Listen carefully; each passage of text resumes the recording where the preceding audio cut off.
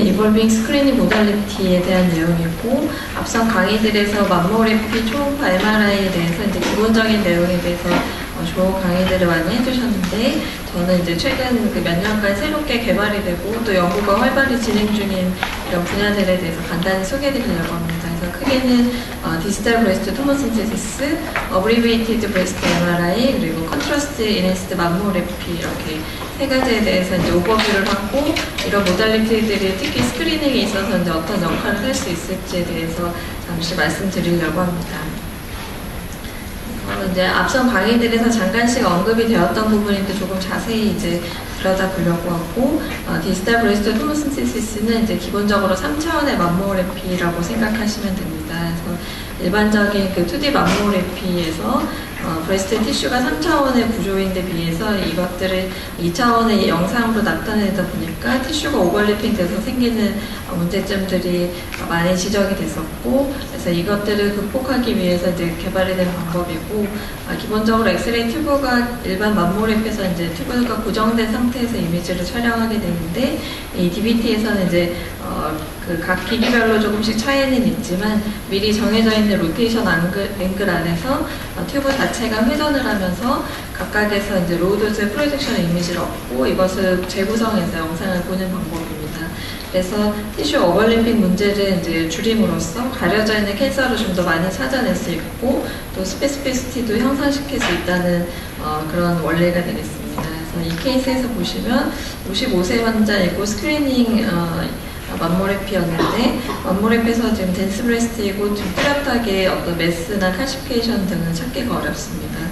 토모신테시스 시행했을 때 지금 크기는 작지만 굉장히 스피큘레이티드 마진에 보이는 메스가 비교적 잘 보이고, 초음파에서 봤을 때도 스몰 이레귤러 메스로 보였던 경우이고, 바스큘라리티가 다소 증가되어 있었습니다. 그래서 8mm 사이즈 튜블러 카시노마로 진단이 되었던 경우이고, 그래서 DBT에 대해서 이제 스크리닝으로서 역할에 대해서 과거에 많은 리트로스펙티브 스터디들이 많이 있었는데, 일관되게 이제 보고되는 결과는 전체적으로 리콜레이슨 맘모그래피 비교했을 때 낮출 수 있으면서도 동시에 캔서는 더 많이 찾을 수 있다는 그런 결과들을 보였습니다. 그래서 이제 가장 대규모로 진행이 됐었던 2014년 자마에 발표됐던 연구고, 45만여 건의 이제 검사를 비교를 했을 때 그 2D 맘모그래피만 시행하는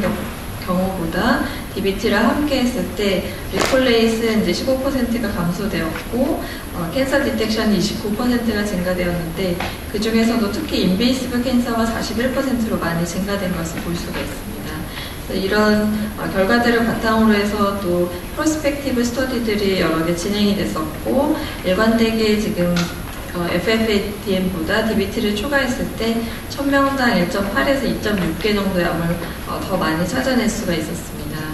그래서 그 이탈리아 스톰 트라이얼에서 봤을 때 한 7천여 명 정도를 대상으로 했던 연구였고,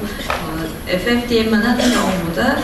DBT를 추가했을 때 1000명당 캔서 디텍션이 5.3에서 8.1로 2.7개의 암을 추가로 찾아낼 수가 있었고, 리콜레이스는 17%가 감소되었습니다.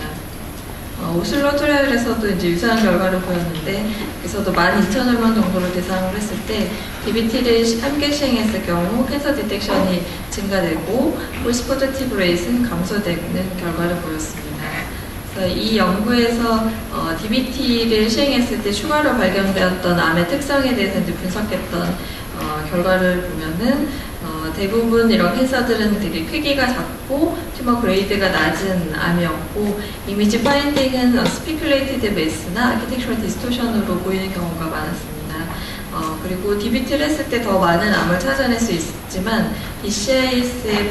발견은 경과되지 않았고, 추가로 발견됐던 암들은 모두 인베이시브 캔서였기 때문에 더 의미가 있다고 할 수 있겠습니다. 그래서 케이스를 몇 개 잠깐 보시면, 이 왼쪽에 보시는 사진이 2D 맘모그래피인데, 지금 BB 마커가 이제 부착이 되어 있어서 그 부분을 조금 더 중점적으로 보다 보면 덴시티가 다른 부분에 비해서 좀 증가되어 보이는 정도 속였는데, 이것을 DBT를 촬영해서 봤을 때는 굉장히 클리어하게 이 메스의 마진을 잘 확인할 수가 있습니다. 이 경우는 61세 여자 환자였고, 맘모그래피에서 지금 라이프레스트 이너 포션으로 CCB에서만 보였던 에이시메트리가 보였는데, 이것은 DBT 영상에서 봤을 때는 그 만모랩에서 보였던 해당 부위에 특별히 이성 소견이 없고, 그래서 글랜딜라 티슈들이 오버래핑 되면서 생겼던 서메이션 섀도우였던 것을 확인할 수가 있습니다. 이 케이스도 유사한데 레프트 브레스트 이너 포션으로 지금 오발 쉐입의 아이소덴스 메스처럼 의심이 되는 부분이 있고, 토모 이미지에서 봤을 때 해당 부위에는 좀 특별히 이상 소견이 없고, 가운데 보시는 사진은 이 토모 이미지로부터 재구성한 신테틱 2D 맘모그래피가 되어 있고, 이미지 퀄리티 면에서 이제 기존 맘모그래피와 저희가 판독할 때는 이제 크게 차이가 없는 정도이고, 이 메스로 보였던 부분이 신테틱 2D 맘모그래피에서도 보이지 않는 것을 알 수가 있습니다. 그래서 신테틱 2D 맘모그래피는 토모 이미지에서 3D 데이터를 우리가 기존에 원래 보고 있는 2D 맘모그래피처럼 이제 재구성해서 보는 영상이고, 이 영상을 이용하게 되면 DBT와 FFDM은 두 가지 다 시행하는 경우보다는 당연히 레디에이션 도수를 낮출 수가 있고, 전체적으로 어떤 바이러스 그 브레스트 덴시티에 대한 평가나 또 이전 맘모그래피와의 직관적인 비교가 쉽고, 또 병변의 평가에 있어서도 특히 카시피케이션이 있는 경우라면 또 카시피케이션의 디스트리뷰션에 대해서는 이제 한눈에 쉽게 파악을 할 수가 있는 장점이 있습니다. 그래서 이전에 결과들을 이제 분석을 해보면 FFDM과 비교했을 때 이 신테틱 2D 맘모그래피를 이용하는 것이 그 퍼포먼스 면에서 크게 차이를 보이지 않았던 결과를 볼 수 있었고, 다음으로 이제 DBT에서 발견된 암들의 특성에 대해서 보시면 2017년 AJR에 보고가 되었던 연구였고, 261명의 이제 환자가 있었는데 이 중에서 85.4%는 DBT와 FFDM에서 이제 모두 발견이 되었고, 9.2%는 DBT에서만 보였던 암이었습니다. 그래서 DBT에서만 이제 보였던 암들의 특성을 여러 가지 이미지 파인딩이나 클리니컬 패솔로지 파인딩을 이제 비교를 해보았을 때 DBT에서만 발견되었던 암들이 되게 튜머 크기가 더 작고 로그레이드 튜머가 많고, 홀모 리스펙터 스테이투스는 이제 ER 포지티브, 또 PR 포지티브, 혈투는 네거티브 타입이어서 그 튜머가 섬 타입으로 봤을 때는 이제 루미날 타입에 해당되는 경우가 많았습니다. 그래서 멀티베리트 아날리시스 했을 때는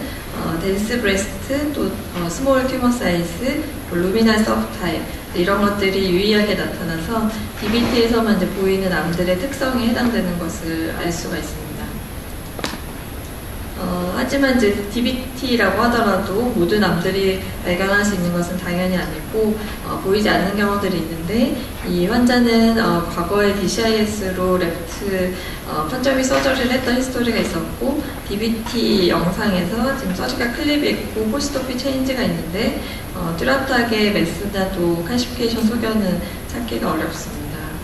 그렇지만 이제 함께 시행했었던 MR에서 봤을 때는 레프트 브레스트 센트럴 포션에서부터 어퍼 포션을 굉장히 넓게 인벌브먼트하는 세그멘탈 넌메스 이네스먼트가 있었고, 실제 수술 후에 6.3cm 익스텐트의 익스텐시브 인사이트 컴포넌트를 포함한 IDC로 진단이 되었던 경우입니다.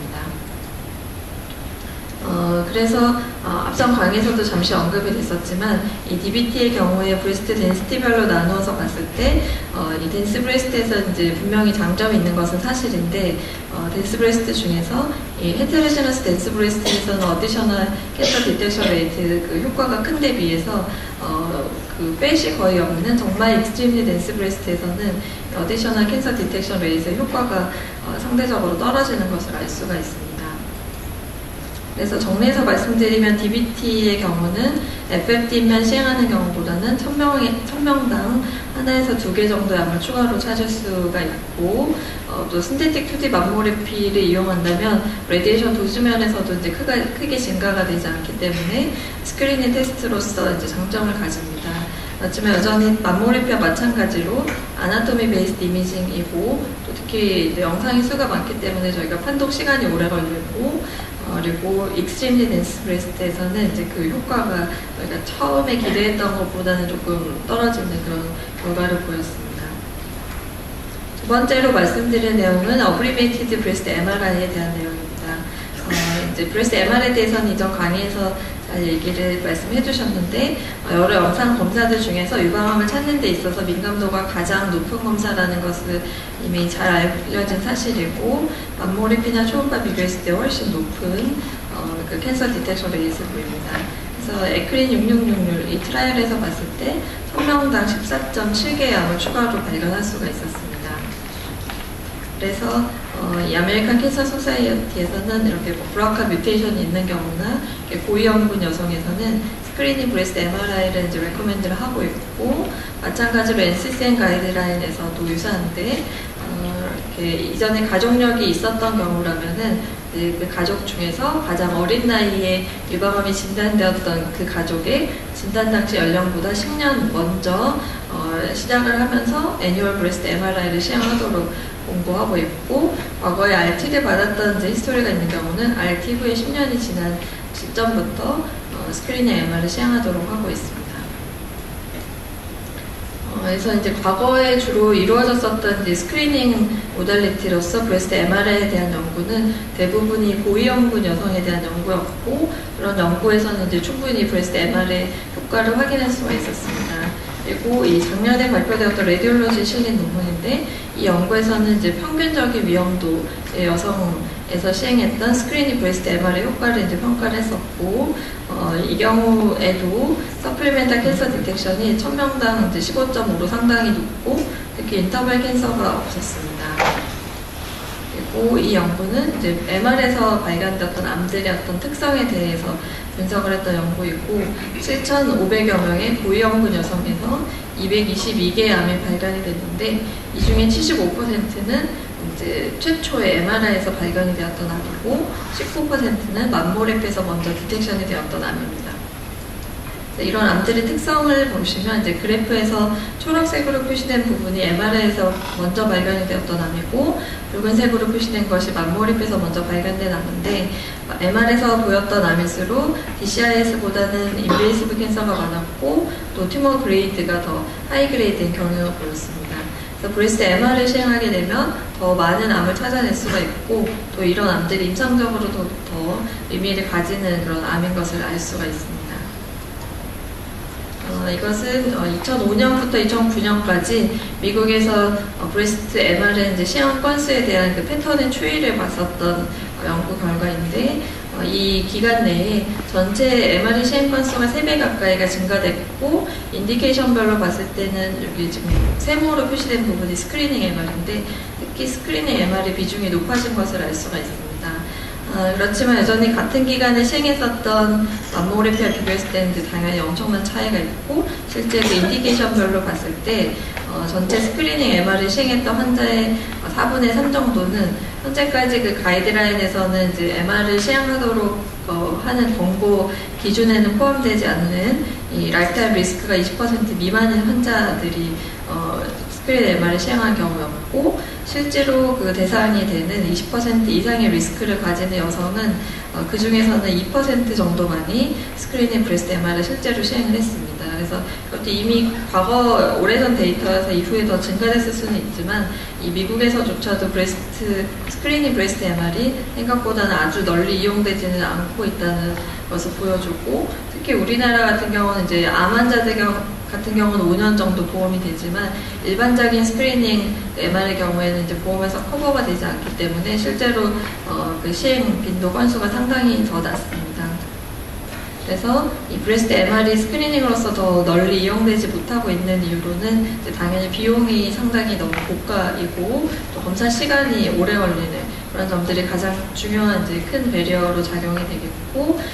그 밖에는 어떤 뭐 폐쇄 공포증이나 또 MR을 찍을 때 그 발생하는 소음이나 또 브레스트 MR을 엎드려서 검사 시간 내도록 있어야 되기 때문에 이제 그런 점들 때문에 의외로 그런 것 때문에 또 MR을 꺼려하시는 분들이 있고, 또 센시티비티는 높지만 스페시피시티가 상당히 베리어블하다는 점이 제한점 중에 한 가지입니다.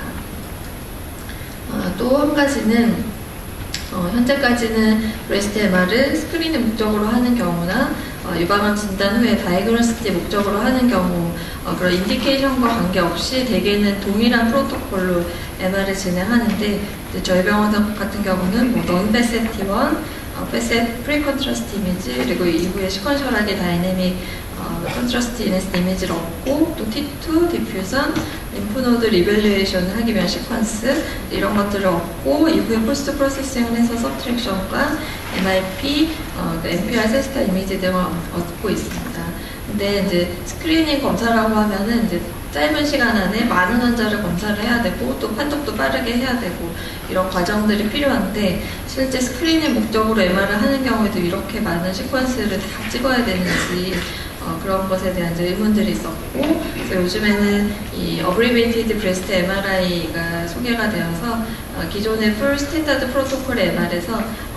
일부 그 필요한 이제 일부 시퀀스만을 찍음으로써 검사 시간을 줄이고, 또 영상 수가 적으니까 판독 시간도 당연히 짧고, 그래서 빨리 찍을 수 있기 때문에 이제 비용과도 직결이 되어서 비용도 줄일 수 있다면 MRI에 대해서 좀 더 접근성을 높일 수 있지 않을까, 이런 컨셉이 되겠습니다. 그래서 2014년에 제이슈에 발표되었던 이 닥터 풀의 논문이 상당히 중요한 논문인데, 이 연구에서 이 풀 프로토콜의 MR 대신에 조영제를 이제 주기 전에 프리 컨트라스트 이미지를 얻고, 조영제를 주고 포스트 컨트라스트 이미지를 이제 한 번만 시행을 해서 거기서 서브트랙션과 MIP 이미지를 얻었습니다. 이렇게 시행했을 경우에 검사 시간이 3분으로 획기적으로 줄고, 또 MR 방에 머무르는 시간 자체도 많이 줄어들고, 판독을 할 때는 일단은 MIP 이미지를 먼저 보고 어떤 시그니피컨트 이네스먼트가 있는지를 판단을 한 다음에 그 다음에 포스트 컨트라스트 이미지를 보면서 병변에 대한 이제 캐릭터리제이션을 하는 방법으로 평가를 했었습니다. 그래서 이 중 606명의 환자에서 11개의 암이 발견이 되었기 때문에 캔서 디텍션 레이트는 1000명당 18.3으로 ABMR을 적용하더라도 상당히 높았고, MIP 이미지만 볼 경우에는 판독 시간이 3초로 굉장히 짧고, 센시티비티가 그런데도 90%로 비교적 상당히 높은 결과였고, 그리고 MIP와 그 포스트 컨트라스트 이미지를 포함한 풀 어브리비에이티드 프로토콜을 다 보더라도 판독 시간이 30초 이하이고, 센시티비티는 100%였습니다. 그래서 이렇게 ABMR을 이용하게 되면 판독 시간과 또 검사 시간과 판독 시간을 줄이면서도 기존 MR과 다이그노스틱 애큐러시는 유사하게 유지할 수 있어서 스크리닝 테스트로서 이 ABMR이 기대가 되는 부분입니다. 아직까지 이 ABMR에 대해서 명확하게 이 표준화된 프로토콜이 있는 것은 아니고, 일단 T2를 포함하는 경우도 있고 아닌 경우도 있고, 포스트 컨트라스트 이미지는 이제 한 번만 얻을 때도 있고, 기간에 따라서 이제 2번까지 촬영하는 경우도 있고, 네, 되게 일반적으로는 한 10분 이내에 이 검사를 이제 모두 시행하는 경우를 ABMR로 이야기를 하고 있습니다. 그래서 ABMR 이 연구는 이제 2015년 유러피안 저널 오브 레디올로지에 발표되었던 연구인데, 100명의 노은 캔서를 대상으로 했을 때 퍼스트, 포스트 컨트라스트 이미지, 그리고 서브트랙션한 이미지, MIP 이렇게 세 시퀀스에 대해서 이밸류에이션 했고, 평균 판독 시간은 44초로 역시 짧았고, 전체 100개의 캔서가 모두 적어도 1명 이상의 리더에서 발견이 되었고, 95% 암이 싱글 시퀀스만으로도 모두 디텍션이 되었던 경우입니다. 그래서 ABMR의 경우에는 대개는 이 포스트 컨트라스트 이미지를 한 번만 얻기 때문에 몰폴로직 이밸류에이션이 이제 주가 되고, 물론 이제 병변을 평가할 때 몰폴로직 이밸류에이션이 가장 중요하지만, 저희가 평소 판독할 때는 타임 시그널 인텐시티 커브를 통해서도 그 병변을 이제 판독할 때 도움을 받는데, 이런 정보를 얻을 수가 없는 이제 리미테이션이 있습니다. 그래서 요즘에는 이제 울트라 패스트 MR이라고 해서 이제 새롭게 개발된 기법이 있어서 잠시만 소개를 드리면, 그래서 일반적인 그 MR에서는 어떤 이제 그 최상의 스파셜 레졸루션을 얻기 위해서는 60초 이상의 이제 긴 스캔 타임이 필요한데, 요즘에 개발된 어떤 뷰 쉐어링이나 컴프레스드 센싱과 같은 이런 가속화 기법을 이용하게 되면 그 K-스페이스의 언더 샘플링을 통해서 판독을 할 정도의 스파셜 레졸루션을 이제 유지하면서도 스캔 타임을 되게 10초 이하로 짧게 가져갈 수가 있습니다. 그래서 보통의 MR의 경우에는 조영제를 주기 전에 프리 컨트라스트 이미지를 얻고 한 1분 정도 간격으로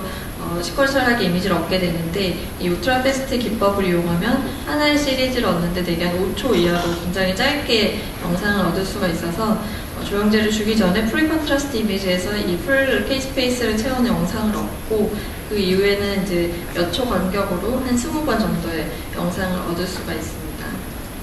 그래서 보통 그 컨벤셔널 MR에서 우리가 타임 시그널 인텐시티 커브를 그려서 판독을 이제 하는 것처럼 이 울트라 패스트 MR에서는 이 카이네틱 커브에서 이제 앞쪽 얼리 카이네틱스를 분석을 하게 되는데요. 시간에 따라서 렐러티브 인핸스먼트 커브를 그릴 수가 있고 이 커브에서 이제 기울기가 가장 가파른 부분에서 탄젠트 라인을 그려서 맥시멈 슬롭을 구할 수가 있습니다. 그래서 이 연구에서는 이 MS 타입을 6.4초, 13.3초를 기준으로 타입 1, 2, 3 이렇게 구분을 했고 우리가 원래 알고 있는 퍼시스턴트, 플라토, 워시아웃에 해당되는 개념으로 생각할 수 있습니다. 그래서 이 비나인과 말리그런스를 구분하는 그 다이그노스 에큐러시를 평가를 했을 때 이 타임 시그널 인텐시티 커브 타입이 0.692 정도로 보였는데 이 맥시멈 슬롭을 이용하면은 통계학적으로 유의하게 더 높은 결과를 보였습니다. 그리고 울트라 패스트 MR에서 이제 또 다른 파라미터로 타임 투 인핸스먼트가 있는데 이것은 이제 해당 병변이 최초로 보이는 시간을 이제 일컫는 것이고 울트라 패스트 MR에서 시퀀셜한 이미지를 봤을 때 조형제를 주고 펄모너리 아테리가 먼저 조형 증가가 되고 그 다음에 에올타가 보이는데 이 시점은 T0로 했을 때 그 다음에 이 경우에 이제 4.32초가 지났을 때 병변이 최초로 인핸스가 되기 때문에 이 경우는 TT가 4.32초가 됩니다. 또 다음 영상에서는 이제 인핸스먼트가 좀 더 잘 되고 주변으로 드레이닝 베인이나 엑슬러리 림프노드까지 이제 관찰할 수가 있고 그 타임 시그널 인텐시티 커브에서는 워셔와서 보였던 경우로 IDC로 진단이 되었던 케이스입니다. 이 경우는 지금 T0로부터 8.64초까지 이제 보이는 병변이 없었다가 12.96초가 됐을 때 하나의 메스가 보이고 그 다음 사진에서 이제 하나의 메스가 더 보입니다. 그래서 각각의 병변에서 TT는 12.96초, 17.28초가 되겠고 이 타임 시그널 인텐시티 커브에서는 각각 워시아웃과 퍼시스턴트 인핸스먼트를 보였던 병변인데 실제로는 이 두 메스가 모두 파이브로 아데노마로 진단이 됐었습니다. 그래서 이 TT를 12.96초를 기준으로 세 가지로 나눴을 때 역시 그 다이그노스 에큐러시가 일반적인 커브 타입보다는 아주 유의하게 더 좋은 결과를 보였고 특히나 센시티비티는 크게 차이가 없었지만 스페시피시티가 더 높은 결과를 보였다는 점이 좀 더 의미가 있겠습니다. 이렇게 울트라 패스트 MR은 이제 하나의 시리즈를 굉장히 빠르게 얻을 수 있기 때문에 MR을 우리가 원래 찍는 거에서 추가적으로 시간이 더 필요가 없고 그 사이에 이제 다시 할 수 있기 때문에 추가적인 시간이 필요하지 않으면서도 ABMR과 만약에 컴바인을 한다고 하면 그런 몰폴로지 이밸루에이션과 카이네틱 이밸루에이션까지 모두 가능할 수 있을 것으로 기대가 됩니다. 그래서 ABMR의 이제 전체적인 결과는 여러 결과에서 이제 모두 일관되게 판독 시간이 보통 MR보다 훨씬 짧고 센시티비티 면에서는 이제 MIP만 보더라도 상당히 높고 퍼스트 포스트 컨트라스트 이미지를 보게 되면 더 높은 결과를 보였습니다. ABMR에 대해서 스크리닝